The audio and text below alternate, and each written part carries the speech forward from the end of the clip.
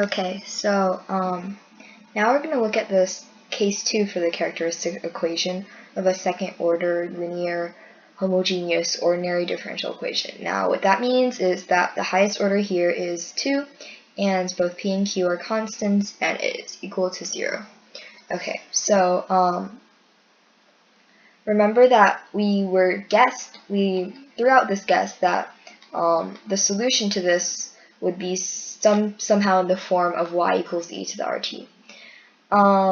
So then if you substitute this form into this equation, you get e to the rt r squared plus pr plus q equals 0. And so I go over all of this in more depth in my video specifically on the characteristic equation, but this is just a cursory review. So you get this, right? And so looking just at this polynomial, which is the characteristic equation, you can see that sometimes when you solve this when you set this equal to 0 and solve, sometimes R will have 2 real solutions, sometimes R will have 1 real solution, and sometimes R will have no real solutions. So case 2 is the case in which there are no real solutions.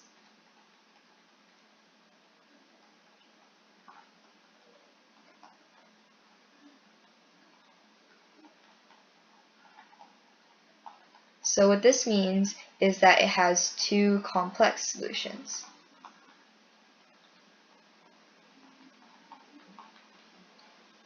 Okay, this method for looking at how case 2 comes to be is rather algebra heavy, not really. Case 3 is more algebra heavy, but this is definitely more complex than case 1. So let's start by looking at how you would solve for R when you set this equal to 0. You would use the quadratic formula, so you would get something like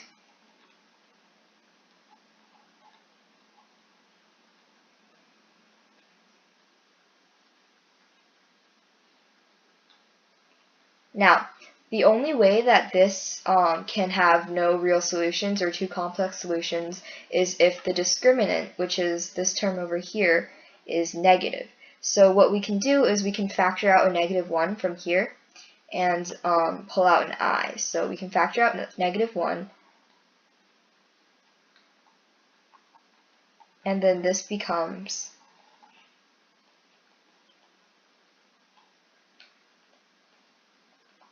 so I just factored out a -1 from within the square root, and I pulled out an I, and that way this part is now no longer negative, and you can take the square root of that, but there's just an I here. Okay, so now I'm gonna set some variables. So I'm gonna determine a variable lambda, and I'm gonna set this equal to the real part, which is -p/2. And I'm going to also set a variable called mu, which is going to be the imaginary part, or square root of 4q minus p squared over 2. So this means that the 2 solutions to this for R, the 2 solutions, R1 is going to equal lambda plus mu I, and R2 is going to equal lambda minus mu I. Remember, this is the quadratic formula that's trying to solve for R. So since there are 2 complex solutions, I just simply set a variable for the real part, a variable for the imaginary part, and these are the 2 complex roots that you get, and that is derived from the quadratic formula. Okay, so now that we have that down, we're going to look at what it would look like if I just substituted this into our general form, our general exponential form up here, just like we did for case 1. Okay, so I'm going to substitute both R1 and R2 into our general form and see what happens. So then we would get e to the lambda plus mu I t and e to the lambda minus mu I t as our solutions. Parentheses over here. Okay, so when we're looking at the solutions to these differential equations, we don't care about the imaginary parts. We only care about the real parts. Okay, so recall that Euler's formula.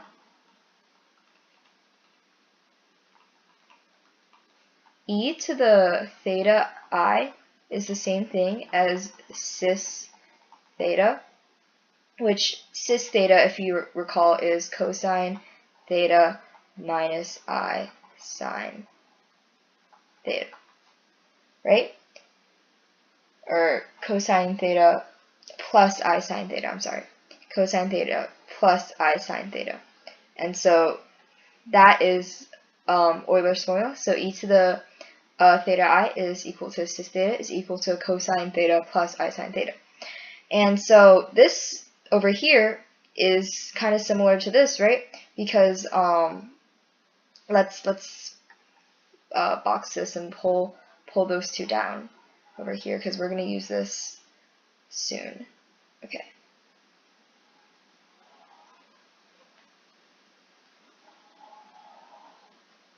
So now we're going to pull those two down.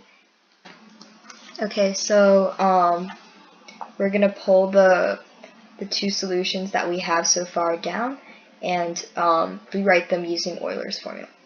So we're going to pull this down.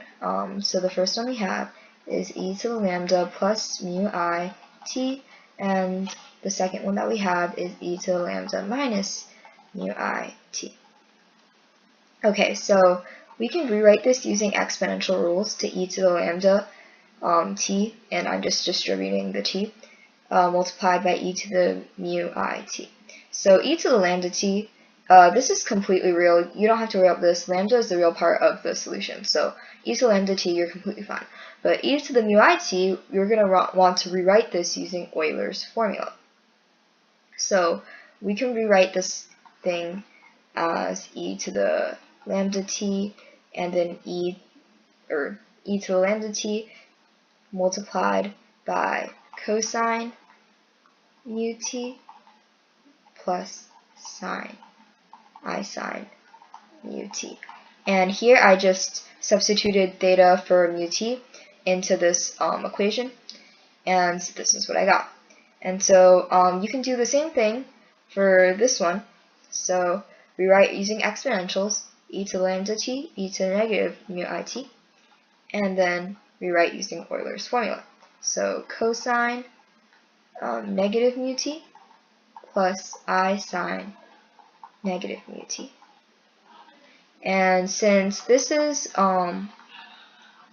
not fully simplified, we can simplify this by recalling that cosine is an even function. So cosine of negative mu t is the same thing as cosine of mu t. And then recall that sine is an odd function. So then I sine of negative mu t is the same thing as negative I sine of mu t. Okay, so there we have it. We have rewritten these two. And so if we just leave it like this, then our general formula for the solution to the differential equation would be C1 e to the mu t cosine mu t plus I sine mu t plus C2 e to the mu t cosine mu t minus I sine mu t. Oops, my bad.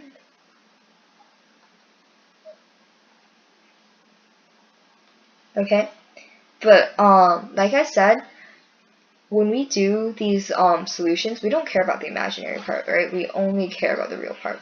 So we're going to try and get rid of the imaginary part by manipulating the front constants a little bit. So first, let's set C1 equals C2 equals 1/2. Okay, so now if we add these together, so 1/2 e to the mu t cosine mu t plus I sine mu t, right? And we're adding this to another 1/2 e to the lambda t cosine mu t minus I sine mu t. hopefully it's obvious that these two will cancel out. And then what you get is 1/2 plus 1/2 is 1. So you just get e to the lambda t cosine of mu t. Okay, so that's if I set C1 equals C2 equals 1/2. Okay, so now that we've done manipulated to two constants to both be equal 1/2 and receive this as our solution, we're gonna set the constants to be different values and see if we can get another solution that only has real values. Okay, so we're going to set C1 as equal to 1/2 I and C2 as equal to negative 1/2 I. So basically, now we're going to have 1/2 I e to the lambda t, and then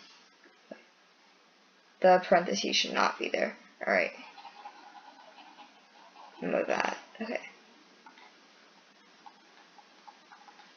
And then cosine mu t plus I sine mu t. And then we're going to subtract here because the second constant is a negative. Cosine mu t minus I sine mu t. Okay, so it's going to be easier if we just distribute the I right away. So we're going to multiply this across, so there's no longer going to be an I here.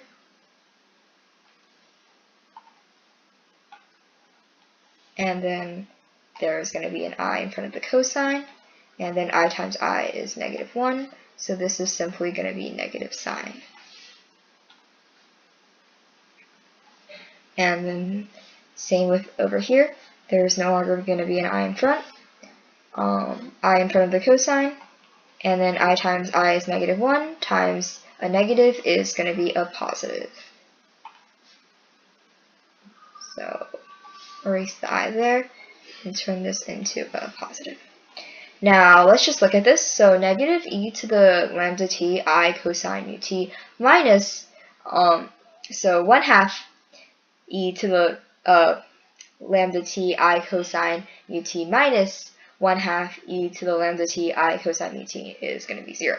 So the cosine part is going to cancel out, and then 1/2 e to the lambda t negative sine of mu t minus 1/2 e to the lambda t sine of mu t is going to be negative 1 sine negative 1 e to the lambda t sine of mu t. So that's what our result is going to be when we set C1 is equal to 1/2 I and C2 is equal to negative 1/2 I. And so since this negative in front is simply just another constant, we can assume that it works with any constant and then just remove that negative. So there you have it. If we manipulate the two c's with this general form, then we can get two solutions that do not have the imaginary part. So we can use these two as our two general solutions, or two fundamental solutions. So then our general solution is going to be C1 e to the lambda t cosine of mu t plus C2 e to the lambda t sine of mu t.